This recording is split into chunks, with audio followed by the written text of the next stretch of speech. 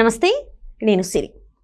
నిన్న చూసినట్టయితే చావా సినిమా అయితే రిలీజ్ అయింది. ఇది వచ్చేసి ఛత్రపతి శివాజీ గారి పెద్ద కుమారుడి సంభాజీ గారి కథ. అంటే అప్పటి కాలంలో అసలు ఎలా జరిగింది, అంటే ఔరంగజేబ్ తనని ఎట్లా హింసించారు ఏంటి అనేది మనం సినిమా చూస్తే మనకు అర్థమవుతుంది, అప్పటి కాలంలో ఎలా చేశారనేది. సో ఈ సినిమాని వ్యతిరేకిస్తూ ఒక నటి, అంటే అది కల్పితం అన్నట్టు తను మాట్లాడడం జరిగింది. తను మన బాలీవుడ్ యాక్ట్రెస్ మరి సంథింగ్ ఎవరో, అంటే తన పేరు వచ్చేసైతే స్వర భాస్కర్. సో తనైతే కొంత వ్యతిరేకత చెప్తుంది, ఇదంతా కల్పితం అన్నట్టు కూడా మాట్లాడుతుంది. ఇంతకు అసలు ఏం జరిగిందనే అంశాన్ని మనకి వివరించడానికి మనతో పాటు ఉన్నారు ప్రముఖ సినీ క్రిటిక్ దాసరి విజ్ఞాన్ గారు.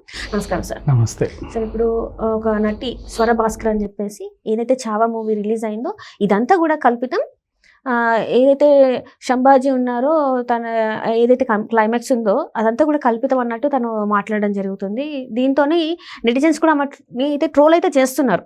సో అసలు ఎలా చూడాలి ఈ వ్యాఖ్యల్ని? ఈ చావా అనే సినిమా రిలీజ్ అయ్యి ఎలాంటి సంచలనాలు సృష్టిస్తుందో మనం చూస్తూనే ఉన్నాం. ఇది ద ఒరిజినల్ సక్సెస్ అని చెప్పుకోవచ్చు. ఇట్లాంటి సక్సెస్ మనకి అప్పుడెప్పుడో ఇంట్లో ఇళ్ళలు వంటింట్లో ప్రియురాలు, పెద్దరాయుడు, హిట్లర్ ఆ టైంలో ఉండేది. ఎలా తెలియదు సినిమాలు అంటే ఎవరికి, పెద్దగా ప్రచారం కూడా ఏమి ఉండవు. ఏదో రిలీజ్ అయ్యింది రేపటి నుంచి 4 గంటలని చెప్పడానికి ఆటో తిరిగేది. బజార్కు ఎవరైనా ఎప్పుడైనా వెళ్తే, రెగ్యులర్గా మార్కెట్కి కూడా వెళ్ళేవాళ్ళు కాదు, ఎప్పుడైనా మార్కెట్కి వెళ్తే ఒక పోస్టర్ కనపడేది అంతే. టీవీలలో కూడా పెద్దగా యాడ్స్ ఏమి ఉండేవి కాదు ఆ రోజుల్లో. ఈ వారం 10 మంది సినిమాకి వెళ్ళి వస్తారు. వాళ్ళు బాగుంది అసలు ఎరగదీసింది కరగదీసింది 10 మందికి చెప్తే వాళ్ళు వెళ్ళి చూసి థియేటర్లు బాగా నిండుగా ఉంటాయి. పలానా సినిమా ఏదో చాలా బాగుందంట, రోజు జనాలు బాగా వెళ్తున్నారు అనే మౌత్ టాక్తో మనం అప్పట్లో సినిమాలు బాగా సక్సెస్ అయ్యేవి. ఎలాంటి అంచనాలు లేకుండా వచ్చి 360 days, 175 days, 200 days ఇట్లా నడిచేవి. చావా కూడా అంతే, ఎలాంటి అంచనాలు లేకుండా వచ్చింది. ఏదో తీశారు అని అన్ని సినిమాలు చెప్పినట్టే వీళ్ళు చెప్పారు మేము తీసాము అని. ఆల్రెడీ యానిమల్ ప్లస్ పుష్పతో ఒక రేంజ్లో ఉంది రష్మిక కాబట్టి సడన్గా వీల్ చైర్లో కనబడేసరికి అరే ఏమైంది అని తొంగి చూసి అది చిన్న పబ్లిసిటీ. అంతకు మించి చావాకు వచ్చిన పబ్లిసిటీ ఏమీ లేదు. పైగా ఇంకా విషయం ఏంటంటే పాన్ ఇండియా లెవెల్లోనూ రిలీజ్ అవ్వలేదు, కేవలం హిందీ భాషలో మాత్రమే రిలీజ్ అయింది. మీకే ఈ సినిమా ఎవరికి కాదు అని. ఇప్పుడు విషయం ఏంటంటే భాషతో సంబంధం లేకుండా తెర మీద అది చూసి అనుభూతి పొందుదాం చాలు అనుకొని ఇప్పుడు ఎగబడి చూసేవాళ్ళు ఉన్నారు. అఫ్కోర్స్ వస్తుంది తర్వాత అన్ని లాంగ్వేజెస్లోకి, పెద్ద విషయం ఏం కాదు. ఈ సక్సెస్ చూసిన వాళ్ళు పాన్ ఇండియా లెవెల్లో ఖచ్చితంగా రిలీజ్ చేస్తారు. సో నేను ఎందుకు ద రియల్ సక్సెస్ అన్నానంటే ఇప్పుడే ఈ మౌత్ టాక్తో 1000 కోట్లు ఈజీగా తీస్తుంది. నెక్స్ట్ పాన్ ఇండియా లెవెల్లో రిలీజ్ అయిన తర్వాత మళ్ళీ అవలీలగా తీసేస్తుంది. సో పుష్ప అండ్ దంగల్ రికార్డ్స్ని ఇది బ్రేక్ చేసే అవకాశం కూడా ఉంది చాలా సింపుల్గా. ఇదొకటి. సో ఇప్పుడు చావా గురించి మాట్లాడుకుంటే ఈ సినిమా చాలా సంచలనాలు సృష్టించింది, అందరి నోళ్ళలో నానుతుంది. కాబట్టి ఇది ఎవరిది అని తెలిస్తే అప్పుడెప్పుడో 1600 టైంలో పలానా మనుషులది అని తెలిసింది. ఆ టైంలో ఇందులో నటించిన నటీనటులు ఎవరూ లేరు,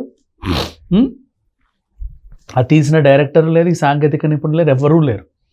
ఇప్పుడు మనం మాట్లాడుకుంటున్న ఈ స్వరా భాస్కర్ కూడా లేదు.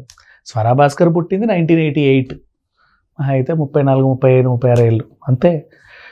సో ఎవరైనా సరే దీని గురించి మాట్లాడే హక్కు, అధికారం ఎవరికీ లేదు. ఇప్పుడు సినిమా తీసిన వాళ్ళు ఎందుకు తీస్తారు? వాళ్ళకి ఏదో ఒక సోర్స్ ఉంటే తీస్తారు.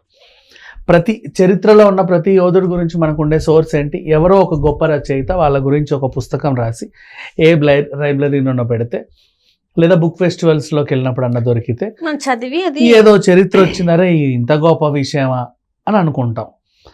అలా డైరెక్టర్ దాన్ని తీసి సినిమా తీశాడు. ఇప్పుడు ఈ సినిమాకి మూలం ఆ నవల. ఏదైనా అంటే నవల తప్పైతే తప్పని, రైట్ అయితే రైట్ అని నవలతో పోరాడాలి. సినిమాలో సీన్లు వక్రీకరించారు, నిజంగా ఔరంగజేబు పెద్దగా అంత హింస ఏం పెట్టలేదు, సంభాజీని ఆడుతూ పాడుతూ ఆడించాడు, లాలించాడు అని ఈవిడ చెబుతుంది.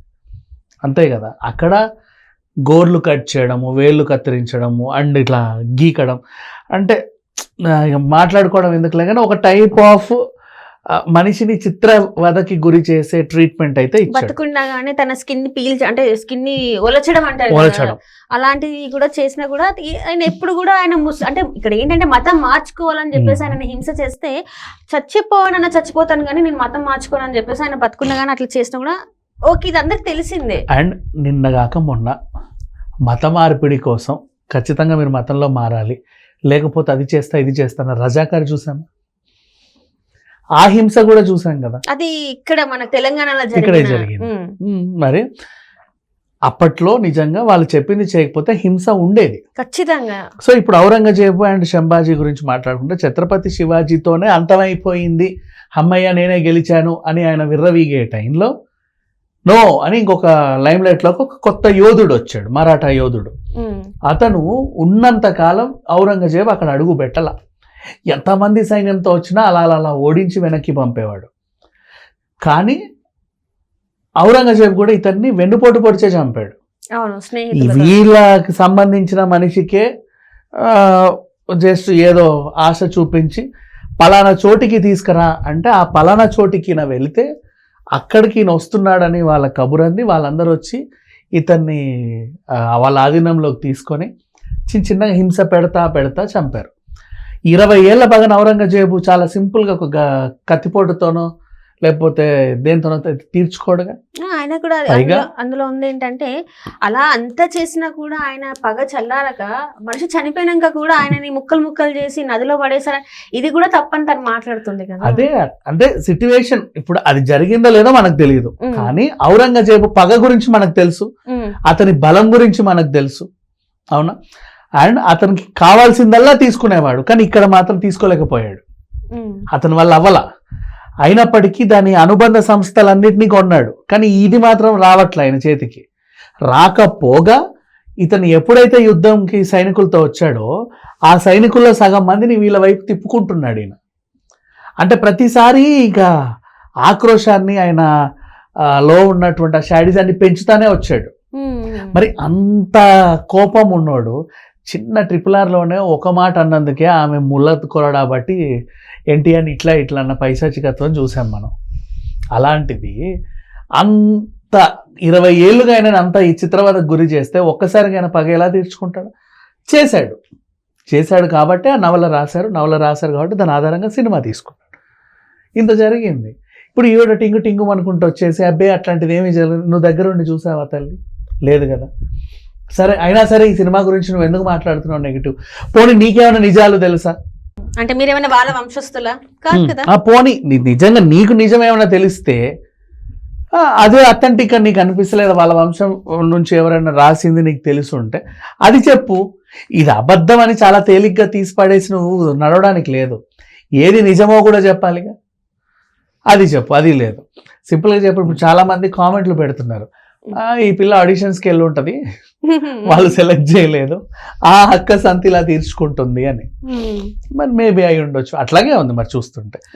ఇప్పుడు దేశం అంతా ఈ రోజు ఆయన జన్మదినం జయంతి ఎన్నది 395 years 400 I don't know, చాలా ఏళ్ళు అయిపోయింది, నాకు తెలియదు. ఆయన జన్మదిన రోజు సిటీ అంతా నువ్వు చూస్తుంటే జీబులలో అందరూ వెళ్ళేసి జెండాలతో తిరుగుతున్నారు. చాలా ప్రదర్శితమయ్యే థియేటర్స్లో కూడా ఒక రకమైన సందడి చేస్తున్నారు మరాఠోళ్ళంతా. ఇంత జరుగుతుంటే ఏమో అడ్డే అదంతా ఫేక్ అన్నారంటే పళ్ళు రాళ్ళ కొడతారు.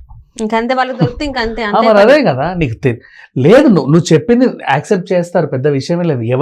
ఎవరు కూడా తక్కువ తీసేరు. నువ్వు చెప్పావంటే నీకు కూడా ఒక వాల్యూ ఉంది, నిన్ను గౌరవిస్తాం. మరి ఏం జరిగిందో చెప్పు. అలా చేయలేదు కదా, మరి ఏం చేశారు? ఈ వేలు కొరకలేదు, మరి ఈ వేలు కొరికారా? పోనీ కొరకలేదు, రక్కారా? పోనీ రక్కలేదు, దానికి ఏమన్నా ఉంగరాలు తొడిగాడా, లేకపోతే గోరింటాకు పెట్టారా? ఏం చేశారు? నీకు తెలిస్తే చెప్పు, లేదా చూడు, నీకు నచ్చితే నచ్చిందని, లేకపోతే లేదని. అంతేగాని నీ అభిప్రాయాలు మాత్రం చెప్పొద్దు.